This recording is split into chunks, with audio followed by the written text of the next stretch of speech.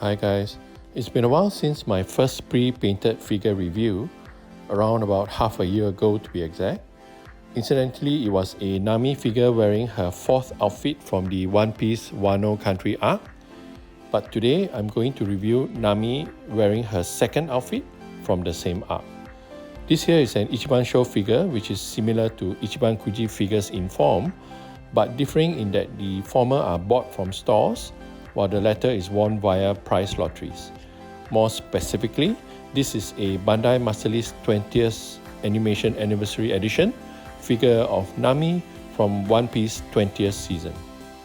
As I mentioned earlier, this figure of Nami is clad in her second outfit from the Wano Country arc as seen in season 20 of One Piece. Her baby blue and orange kunoichi outfit with pink sakura motifs is actually my favorite Nami outfit so far. Although the color on this Bandai IchibanSho Masterlise figures outfits seems to have a molded in color that looks more turquoise than baby blue. On the upper right hand corner is a small logo with the figureheads of Going Merry and Thousand Sunny, marking this as a figure produced in conjunction with the series' 20th season. On this side is a monochromatic image of Nami. She is a Masterlise figure, which are high quality figures usually obtained as Ichiban Kuji or IchibanSho prize figures. On the left, we finally have a close-up colored image of Nami, which seems to have been sold in the Mugiwara store originally. Now that we have had a good look at the box art, I'll go ahead with the Masterlise Nami figures unboxing. This IchibanSho figure is similar to its Ichiban Kuji equivalent, which was the prize D figure of the One Piece Wano Country edition, Act 1 Ichiban Kuji. The box I'm opening here looks almost identical to the Ichiban Kuji box, with minor differences such as the IchibanSho logo replacing the Ichiban Kuji logo, among others. For example, this box lacks the prize D designation of its Ichiban Kuji counterpart. This is the first and only IchibanSho figure in my collection, and incidentally the first Ichiban Kuji related figure I have that comes in a box without see-through windows around the front and sides. In fact, it's packaged like a crane prize figure with similar protective cardboard located around the Nami figurine, which I'm trying to get to here. And as you can see here, the figure itself is wrapped up in plastic. And as far as I can tell, Nami comes as a single complete piece that doesn't require any assembly at all. The only other part is a small clear base to be placed on her foot or feet to help her stand. Unwrapping Nami from the plastic is about as exciting as watching paint dry. So I'm going to do my usual fast forwarding until she and the tiny base come stand have both been removed from the protective material.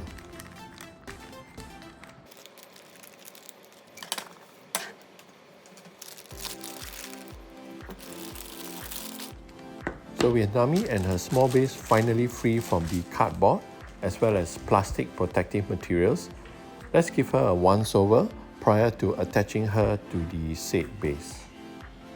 This Masterlise figure of Nami has her clad in her Onami costume as seen in the Wano Country arc.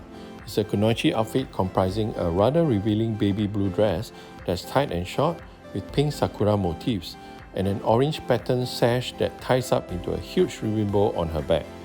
Nami's ribbon bow looks to have been molded in a lighter orange than her hair, but sadly neither has any shadows or highlights painted on them.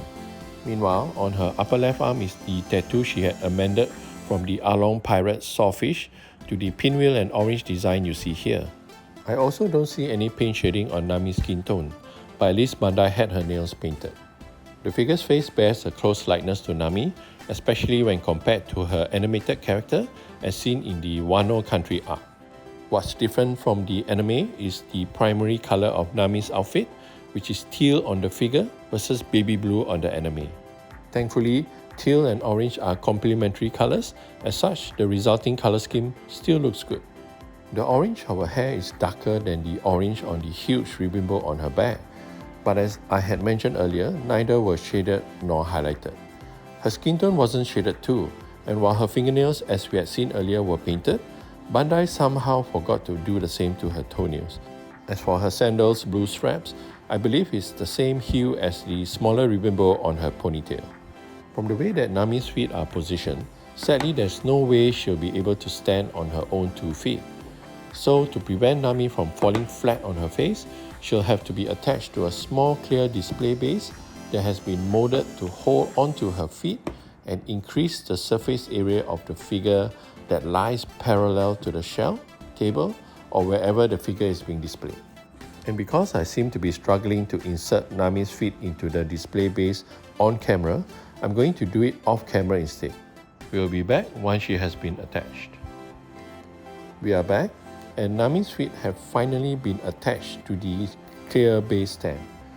I was having trouble earlier getting her feet into the cavities within the base itself, which was created to house both her feet. I believe it was because I was initially afraid to use force for fear of either damaging her feet or chipping the paint on her feet.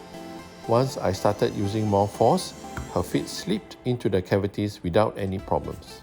With assembly out of the way, let's move on to a full 360-degree view.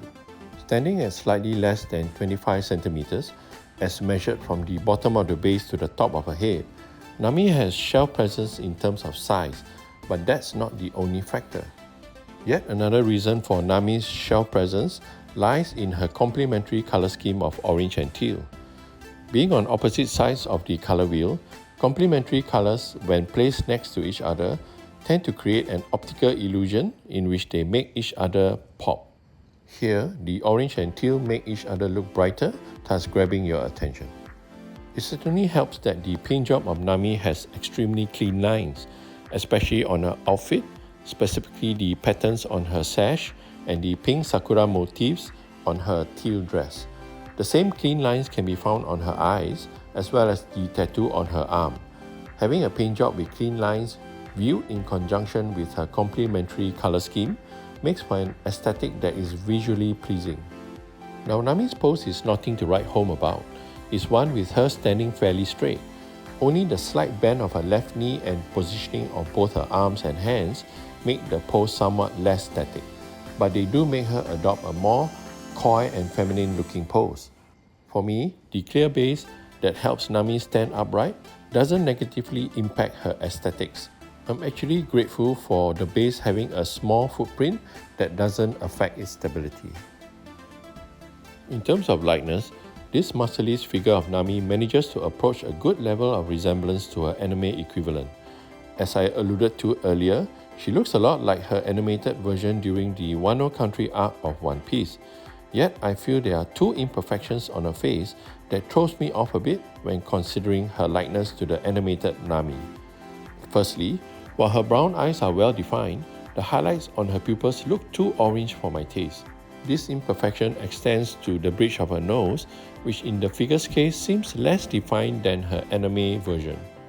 As for her hair, it was molded in a monotone orange, but the lack of shading on Nami's hair was somewhat mitigated by the many grooves sculpted to define the many individual tresses of her hair, grooves which created natural shadows. An equally monotone blue ribbon bow is the only accessory on Nami's hair, and it ties it into a long, large ponytail at the back. Meanwhile, the pinwheel cum tangerine tattoo on her upper left arm had clean lines and was very well defined, as was the sakura motifs on her blue kunoichi outfit and the zigzag patterns on the sash tied around her outfit. Tying up the sash is a huge ribbon bow on the small of her back, which, like her hair, was molded in a monotone orange but one with a more yellowish tint to it. Unfortunately, the ribbon bow's lack of shading is more pronounced due to minimal folds and creases for natural shadows. Fortunately, the ribbon bow was at least molded in a lighter and more yellowish orange than her hair, which keeps it from blending in with the hair color-wise. And to Bandai's credit, they made an attempt to recreate the 3-needle lock pose that Nami wore on her left wrist during the Wano Country arc. Being a budget price figure, it's no surprise there weren't any needles or glass compasses on the lock pose, just 3 flatly colored semi-spheres on a wood-colored wristband. Note too the anime accurate gold banger on the same wrist. My biggest peeve with this IchibanSho figure of Nami is the lack of shading on her skin tone. For a figure this size, the monotone skin tone unfortunately becomes obvious to the eye, and while her fingernails were painted, her toenails were inexplicably not, as we saw earlier and will again later. Yet interestingly enough, I suspect her fair skin tone coupled with its lack of shading inadvertently caused the mole lines running along both her arms and legs to be less noticeable. To be fair, the lines are pretty hard to make out even when seen up close with the naked eye or in camera, but trust me, the mole lines are there. And while Nami's outfit also did not have any shadows or highlights painted on it, in this case it didn't actually matter because details in the form of the pink sakura motifs as well as orange and white zigzag patterns on the sash all provided enough eye candy to make us forget about the flat monotone hues. Nami's lack of skin tone shading is most obvious on her legs, which if you look very closely at the in-camera view, you may just barely make out the mole lines where it is the heaviest, i.e. on her thighs. As I mentioned earlier, this lack of shading was made worse by the fact that her toenails were the same hue as her skin tone, that is, they remain unpainted. To enable Nami to stand upright, her feet had to be placed on a clear base with a much larger surface area that's parallel to the ground versus her feet. Personally, I did not find the clear base to be too distracting to the figure's overall pose. This Bandai Masterlise IchibanSho figure of Nami has its fair share of pros and cons. What grabbed my attention first, unfortunately, was how monotone most of the paint job was. Specifically, the oranges of Nami's hair, the ribbon bow on her sash, her fair skin tone, as well as the flat hues of her blue hair ribbon bow, accessory, and teal dress. Because these details covered more than 60% of the figure's surface area, it's a shortcoming that makes itself aware at first glance. What prevents this Nami figurine from descending into a dull visual affair are multiple factors that help mitigate the dull flat colors on show. For example, the hair being a prominent feature of any female figure was in Nami's case well sculpted to generate natural shadows between the tresses of hair.